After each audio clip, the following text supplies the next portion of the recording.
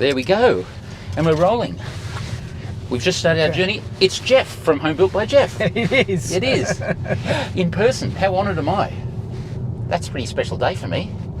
Been watching hundreds and hundreds of your videos for years, and now we're going for a drive together. Yes. In MG electric? MG4. MG4. Fully electric. Okay. And this is the Xpower variant. Okay, so it does the one pedal driving like the Not quite. Tesla? There's a bit of regen, but not as much as a Tesla. Okay. So it's set at maximum regen now, but it's still fairly mild. So you still need the brake pedal to come to a complete stop. Okay. So where should we go today? Well, I'm thinking we give this a go on a bit of a local twisty road and have a I'm up for it. A bit of a feel of how it drives. Notice the suspension is fairly firm. It is quite firm, but it's still comfy. A big thing I like over the Tesla is it actually has a dash in front of you. That's one thing that really irritated me with the Tesla is only having the center screen. It really felt like it felt disjointed to me. I like having the information in front of me of what's going on. Now, what I'm going to do is turn off the silly lane keeping assist function. Every time you get in this car, it automatically turns it on. And you've got to go through multiple menus to turn it off. It's a pain in the bottom. So it's not just one. No, not just one click. I've got to go to a menu, and then it's about 3 clicks, and then you disable and says, "Are you sure?" Could be dangerous. Because it's very fidgety and I don't like it. Yeah, and does it actually pull the pulls the wheel? Yeah, I really don't like that. But you'll find it's actually a very sporty, pretentious car. Oh, definitely picks up out of the corners. It's got plenty of punch. Are you in sport mode? You are. Here we are. Cruising through here. The limit here being 80, so we're at 40k, just minding your own business, and you go, how quickly can you get me to 80? It's definitely spicy. I don't know whether it feels close to what the Model 3 Performance that I've driven is. I don't think it's quite as quick. No, it's not. They're 3.4 seconds. This is 3.8. Okay, it's still very, very quick. It's far quicker than anything I have. Yeah. Well, we haven't got the Alfa at full noise yet. But the Alfa will be very quick, but it's not going to have the traction. Yeah, you're going to leave two big flaky licorice marks down the road. Exactly. It's not going to accelerate as fast as this because it's just not going to get it to the ground. Anybody can build a car that can go flat in a straight line. Yes. The question is, how does it handle some corners? Do you know how to drive around corners? I am reasonably proficient at driving around corners.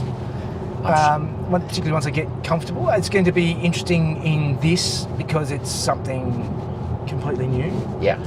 Now, Jeff, you define to me what a petrol head is, because not only do you like driving cars, you're also a Porsche fan, like me. Yes. But you do everything in the car, and you get a special affinity with the car, I think, if you do everything yourself. Yes. So you appreciate every little noise and squeak and the way they behave. Like even setting the bump steer and stuff on the Alfa. Yes. So you're designing suspension as well as stitching the leather and painting the car. And tuning the motor and everything. And all the fabrication and bodywork. And oh my God, I just can't get my head around it. So it's an inspiration to me because I'm trying to do this project, which by your scale is relatively trivial. I'm just taking the electrics out of electric cars and putting them in a Porsche 928 to try and save it from the scrapyard, because that's where it was going. It was unredeemable as a petrol car. Yes. It's just too far gone. I thought, well, let's try and get back on the road one way or another. That's my plan, anyway. Yes, well, I'm quite interested in that. It's something I know very little about, and to be honest, I love driving cars, and particularly Harry, my 911, I have done 20,000 kilometres, and most of those kilometres have been quite spirited on a car because I built every single thing. I know the car in and out, and I know where I can push it once. Yeah. There it is up there. There's the exploits of Harry. You'll spend weeks looking at all these videos, but they're very interesting. So there's Harry anyway. Yes. So of all the cars I've built, that was the first, and that's the one that if everything else had to go, that's the one that would stay. I've still got more planned upgrades to do to it, and it's building it to the car that I want. The same with my 928. It doesn't have to be the fastest 928 ever. I just want a comfortable, practical car that maintains all the good things about a 928. Yes. The way it handles, turns, steers, weight balance, all the good things we love about Porsche. Yes. But then has the practicality of a daily EV. I don't have to worry about it overheating and cam belts and all the things that go wrong. Righto. So is this one of your favourite bits of road, Jeff? This is one of our fun little close bits of road. So yeah, let's have a bit of fun. So we've got two motors. The front motor's 150 kilowatt and the rear one's 170. So together 320 kilowatts, about 430 horsepower. All-wheel drive. We're on sticky Bridgestone Turanzas, so they're pretty grippy tyres. Yeah, it is as you'll see. Quite nicely, yeah. And you'll see it's got torque vectoring, so it's applying power individually to each wheel as it needs to, in the same way that Porsche does with their PSM. Yep. So if you overstep it a little bit, you'll find it's very forgiving. The brakes are massive. They're like 13.6 inch diameter front and rear. Okay. Although they've got these horrible orange caliper covers on them to make the calipers look bigger than they are. Oh, really? Yeah. Okay. So they look fancy, and you go, wow, look at the size of the calipers, but they're actually fake covers, and I really don't like that. I think it's unnecessary. A bit of push in that corner. Yeah. Whoosh. And you're in sport mode. Now all sport mode does is tighten up the steering and make the throttle a bit more responsive. Picks up a bit. Yeah, I definitely feel it wants to understeer a little bit through the corner, which is better for learning about a car than snap oversteer. I think you find it won't snap anything. Okay. Oh, yeah. Look at the size of that pothole. Yeah, that was aggressive. Yeah. Thankfully, they're not super low profile tyres. There's still a reasonable aspect ratio. I think they're 45s. Yeah. The question is it exciting? Is it, because everyone says electric cars are boring as bat poo, but I actually really enjoy driving this, whether I'm driving slowly or fast, and I like a manual gearbox as much as anyone, and the noise and everything. So we're missing those things. The benefit is that you can have fun on a little bit of road like that, and I can probably go backwards and forwards a lot of times, and no one's going to get annoyed. Well, they're going to struggle to keep up. No, yeah, they're going to struggle to keep up, but you're not screaming backwards and forwards where you're attracting all the unwanted attention. Yeah. Mate, this is a stealth bomber. This thing. Yeah. It's the right colour as well. It's grey. It's like a B1 stealth bomber. It has actually got a launch control where you hold hard on the brake. Yeah. Put the accelerator down, then just lift off the brake. So I think it just does that automatically. You don't have to go through 50 buttons to do it. Okay, you just stop and just let it go. Okay, well we've got a bit of a straight bit. But it's a short there's straight, no one but behind. So hard on the brake. Hard on the accelerator. Yep. Oh. Yeah, that's pretty spicy. that definitely straight off the line. Yeah. It really pulls. But no wheel spin. No, that's one thing that I definitely appreciate with the electric cars is the instant acceleration. But it's making sure that the car's not just a one-trick pony, and it's not just. No. I mean, all electric cars have fantastic torque. It's just inherent in there. A lot of them don't go like this though. This is pretty special. All right, here's your favourite little bit of Benz again. Yep. And how much is this as tested? That was a bit. This one, bit of a 60 grand on the road. This 60 grand. That 60 seems grand. like a fair bit of value for something that's. Mate, you can't tell me anything else where you can buy this level of performance in petrol or otherwise for 60 grand. It's 0 to 100, 3.8, 0 to 100. So. Next would be a GR Yaris, maybe. That's only 150 kilowatts. This is twice the power of that. Yeah. You feel a little bit of little bit of wheel spin at the front. Here we go. Power out of the corner and whoosh up the hill. Now tell me that's not fun. It's certainly fun.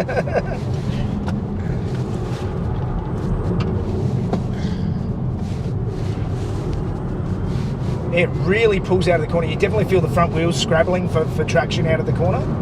It's still got a bit of weight shift to the rear when you accelerate, so it's unloading the front wheels a little bit, consequently that you're getting a little bit of wheel spin. Yeah, it's definitely a lot of fun through that. Like it really grips and that's all I needed you to say. It doesn't look fun. No. From the outside, it's a funny, pointy little hatchback. Yeah, but as far as actual driving goes. So this is something a little bit different on Home Built by Jeff today, isn't it? It is. I mean, whoosh. Yeah, I mean this is. Oh, my neck.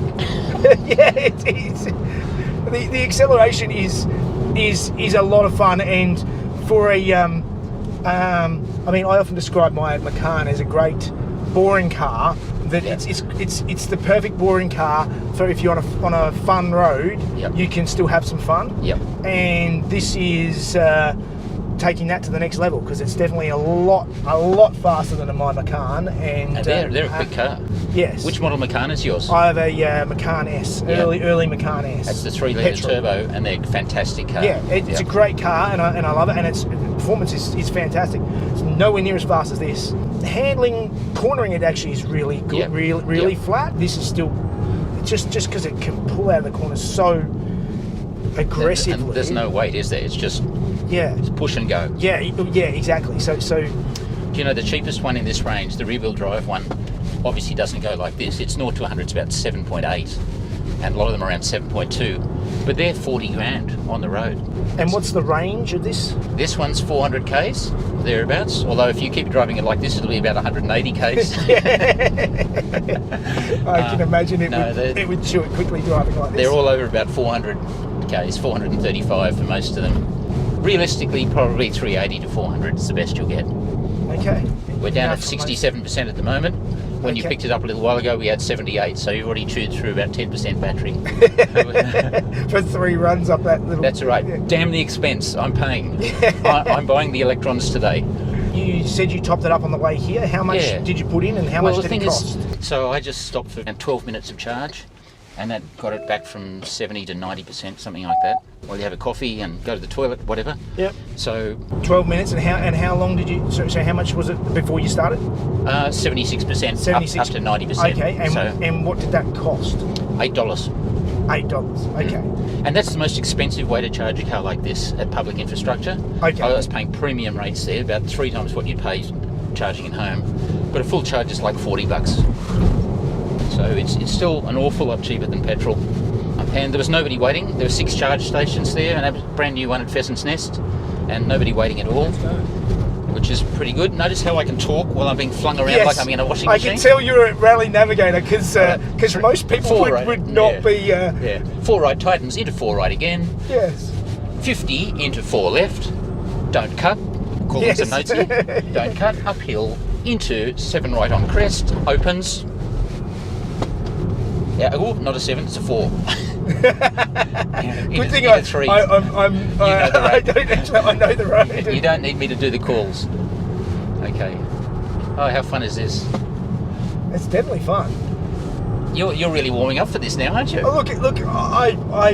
It handles very well. It doesn't feel super heavy. Like no. It's guess how heavy? Yeah, I'm not. 1,700 kilos. Close.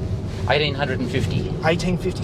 So it is quite heavy, but it does not feel that heavy. No. It feels much lighter than that. Yep. Probably the low centre of gravity and good tyres probably help. Can I give it a plug for my channel? Yeah. Okay, so to the viewers of Home Built by Jeff, you might like to check out InCArnation Australia. That's Mark Williamson and I. He's a famous race driver, and we review cars. Everything from classics to old bombs to odd cars to exotics to McLaren, AMG SLS, a lot of Porsches and a few electric cars. Yes, I'm quite jealous of the cars you've got to... We don't own them, mate. We just borrow them. Yeah, but you've still got to borrow them and have a bit of fun. Right, here comes Mark. Look at that. I'm actually very impressed with how sporty this car feels, but it's actually quite light and chuckable and surprisingly fun for the twisty road that we were on, because let's face it, they're not generally known for that. I never had I wasn't caning the brakes, but I never had even any hint of brake fade. No, you won't. No, they're big brakes. big brakes. I don't know how you go on track, how long they would last on track. You need to have a charging solution. If you're going to take it on the track, you're not going to get a full track day out of it. No. Even though the range is 400k and you say, I'm only doing 150k's on track, no, you're going to struggle. It's a road car. I don't think it's stiff enough to be a track car. Yeah. I think the suspension is still on the compliance side. It was like driving through there, I think my Macan was much more stable. I could definitely feel it.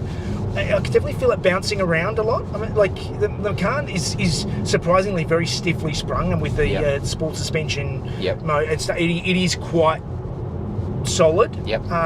That's interesting. This did seem to be moving around a bit. I would potentially want a little bit more damping than. As a rally navigator guy, you often set up rally cars a little bit soft, so you've got the compliance for the unexpected. Yeah. And this actually feels about the same as the rally car. Okay. And so I think on that kind of bumpy, where you bumps mid corner and stuff, it's actually pretty good. Well, it definitely still gave me confidence. I didn't feel. Yeah. I didn't lack confidence. It's 25% stiffer than all the other models in the range. They've upgraded the roll bars, the springs and dampers are all stiffer on this one. So if you drove the other ones, you'd probably find them a bit soft for your taste. Yeah, yeah. This does not have adaptive dampers. It's one size fits all. Okay. So, but I think it's a nice compromise.